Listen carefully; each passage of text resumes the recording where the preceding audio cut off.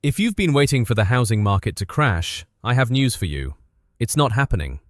At least, not in the way you think. See, everyone's been conditioned by 2008. We've been trained to expect housing disasters to look a certain way. Collapsing prices, panic selling, foreclosures flooding the streets. So we watch the headlines, looking for the cliff, waiting for the free fall that signals our moment to jump in. But here's what nobody's telling you. The housing market isn't crashing. It's doing something arguably worse. It's freezing. And before you think that sounds better, let me be clear. A frozen market might actually be more dangerous than a crash. A crash is violent, but it's quick. It resets the system. You can time it, plan for it, and capitalize on it. But a freeze? A freeze is slow suffocation. It's a market that doesn't move, doesn't correct, and doesn't give anyone, buyers, sellers, or the economy itself, an exit. Right now, in early 2026, we're stuck in this ice age. Mortgage rates are hovering around 6.3%, prices refuse to come down meaningfully, and the number of homes for sale is still roughly 25% below what we'd consider normal. Meanwhile, more than half of all American homeowners are sitting on mortgage rates below 4%. They're locked in, trapped by their own good fortune. And that lock-in effect has created a market where nobody moves, nobody wins, and the dysfunction just compounds. So today, I'm breaking down exactly why this frozen housing market is more dangerous than a crash, how we got here, what it means for your financial future, and whether there's any hope of thawing before this becomes permanent. Let's get into it. Point 1. The lock-in effect, the golden handcuffs of housing. Let's start with the core problem, the mortgage rate lock-in effect. This is the silent force that's freezing everything in place. Here's how it works. During the pandemic, mortgage rates dropped to historic lows. We're talking 2.5% to 3.5% for a 30-year fixed mortgage. Millions of Americans either bought homes or refinanced at these rates. And honestly, that was smart. Locking in a rate under 3% was essentially free money. But then inflation hit. The Federal Reserve jacked up interest rates to fight it, and mortgage rates skyrocketed. By late 2023, rates hit 8%. Today, in 2026, they've cooled slightly to around 6.3%, but that's still double what millions of homeowners are currently paying. Now imagine you're one of those homeowners. You bought your house in 2021 with a 3% mortgage rate. Your monthly payment is comfortable. But now you need to move, maybe for a job, maybe your family's growing, maybe you just want to change. You look at the market and realize that if you sell your home and buy another one of equal value, your new mortgage rate will be 6.3%. Your monthly payment would jump by thousands of dollars for the same house. Suddenly, moving doesn't make financial sense. So you don't. You stay. You're locked in. According to the latest data, more than half of all mortgages in America are still below 4%. That's not a small group. That's tens of millions of homeowners who are financially disincentivized from selling. And when existing homeowners don't sell, inventory doesn't replenish. The market freezes. This isn't a temporary blip.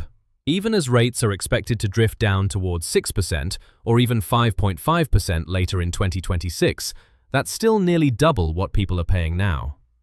The lock-in effect won't fully disappear until rates drop back to pandemic levels or until life events, divorce, death, job relocation, force people to sell regardless of rates. But those are slow, unpredictable trickles, not enough to unfreeze a market. And here's the kicker. Unlike a crash where prices adjust quickly and violently, the lock-in effect creates stagnation.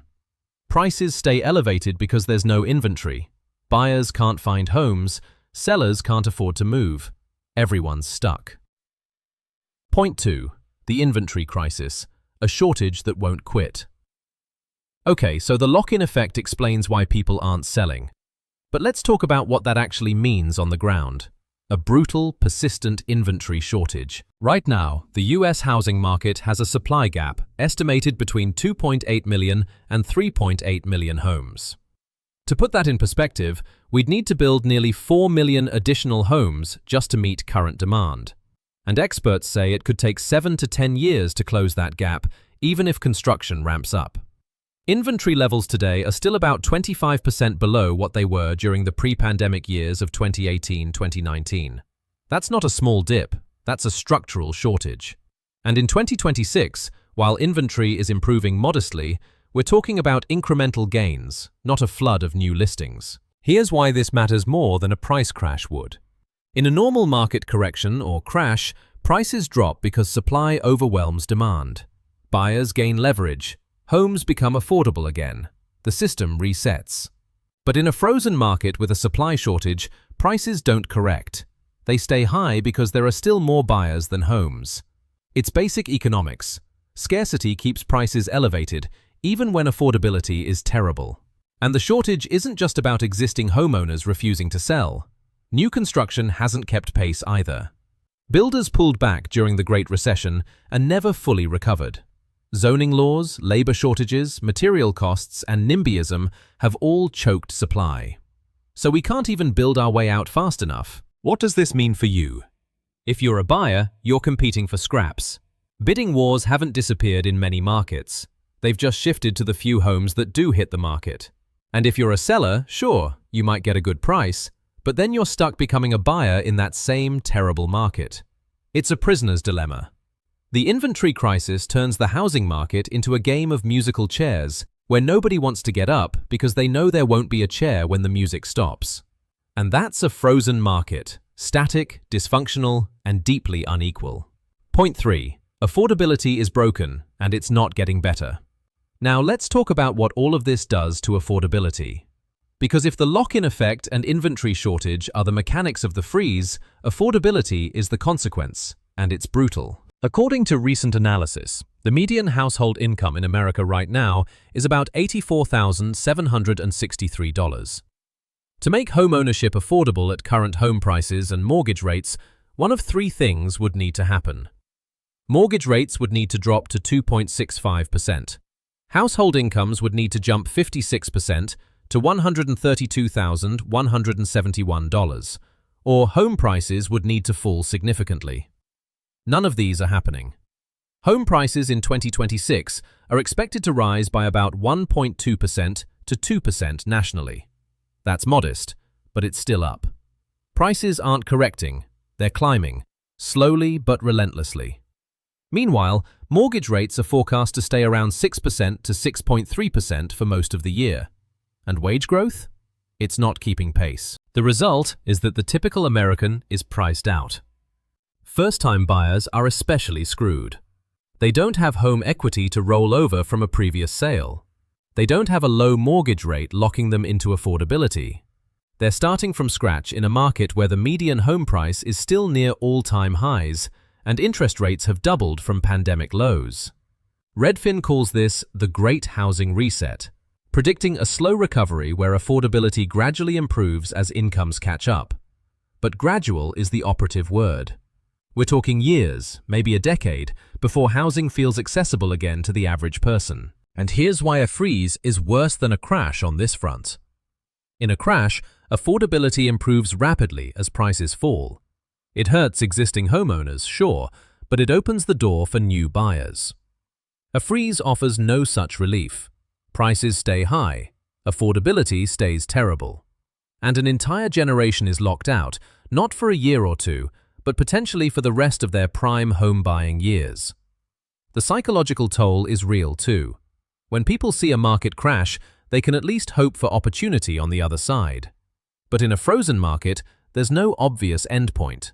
Just a grinding, indefinite wait that breeds frustration, resentment, and a sense that the system is fundamentally rigged. Point 4. The economic ripple effects. Why a frozen market hurts everyone. Alright, so maybe you're not trying to buy a house right now. Maybe you already own, or maybe you're renting and you've made peace with it. Why should you care if the housing market is frozen? Because the economic ripple effects touch everyone. Let's start with labor mobility. Historically, one of the ways economies adapt and grow is through labor mobility, people moving to where the jobs are. But when homeowners are locked into low mortgage rates, they can't move without taking a massive financial hit. That means workers can't relocate for better opportunities. Companies can't attract talent as easily. Economic dynamism suffers. This affects productivity and wage growth across the economy. If skilled workers are trapped in places with fewer opportunities because they can't afford to move, the entire economy becomes less efficient. Growth slows. Innovation stagnates. Then there's the impact on household formation. Young adults can't afford to buy homes, so they delay starting families, stay in smaller living spaces, or move back in with parents. This has downstream effects on everything from consumer spending to birth rates to mental health. The housing market is also a massive driver of consumer spending. When people buy homes, they buy furniture, appliances, landscaping, renovations. A frozen market means fewer transactions, which means less spending, which means less economic activity. Real estate agents, mortgage brokers, contractors, home inspectors, entire industries suffer when transaction volume dries up. And let's not forget renters. When the for-sale market is frozen, more people stay renters longer. That increases demand for rental housing, which pushes rents up. So even if you're not trying to buy, you're still getting squeezed. A housing market crash is violent, but it's also purgative. It clears out excess, resets prices, and allows the market to rebuild on a healthier foundation. A freeze just prolongs the dysfunction. It's like economic long COVID, not acute, but chronic, debilitating, and hard to shake. Point 5. Is there a way out? The thaw that might or might not come. So here's the big question. Is this freeze permanent, or is there hope for a thaw? The good news, and yes, there is some, is that 2026 is showing early signs of movement. According to the latest reports, the mortgage lock-in effect is finally starting to ease slightly. Why? Because as rates have drifted down towards 6% and as time passes, more homeowners are hitting life events that force them to sell regardless of their mortgage rate. Divorce, death, job changes, growing families, life happens, and it doesn't care about your interest rate. Additionally, the share of mortgages above 5% is growing, as people who bought in 2022 and 2023 at higher rates start to re-enter the market as sellers. These folks aren't locked in the same way. For them, moving doesn't mean doubling their mortgage payment, so they have more flexibility. Housing inventory is also improving modestly. Not dramatically, but it's moving in the right direction. Some forecasts predict that inventory could increase by 5 to 10% in 2026, which would help ease the pressure. Mortgage rates are expected to trend down slightly throughout the year, possibly reaching 5.5% to 6% by the end of 2026. That's not pandemic-level cheap, but it's better than the 7% to 8% we saw at the peak. If rates continue to fall into 2027 and beyond, the lock-in effect will gradually weaken. Builders are also ramping up construction in certain markets, though not fast enough to solve the shortage overnight. Still, every new home helps. But here's the reality check. Even with these positive signs, the thaw is going to be slow. We're not talking about a sudden spring where the ice melts and everything rushes back to normal. We're talking about a decade-long grind where affordability inches back, inventory gradually improves, and the market slowly normalizes. The danger is that if we don't see meaningful progress, if rates stay elevated, if construction doesn't accelerate, if policy doesn't change to encourage more housing supply, this freeze could become the new normal. And a permanently frozen market is a permanently dysfunctional market. So let me bring this home. The housing market isn't crashing, it's freezing. And that freeze is more insidious, more damaging, and more long-lasting than any crash could be. A crash is a reset. It's painful, but it's fast. A freeze is paralysis. It's a market where nobody moves, nobody wins, and the dysfunction compounds year after year. The lock-in effect keeps inventory low. Low inventory keeps prices high. High prices and high rates destroy affordability. And the economic ripple effects touch everyone, whether you're trying to buy, sell, rent, or just live in a functioning economy.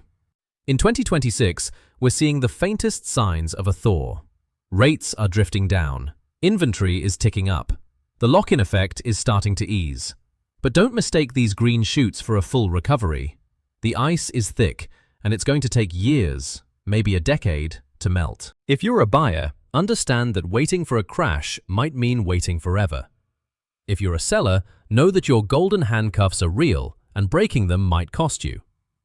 And if you're just trying to understand what the hell is happening to housing in this country, now you know.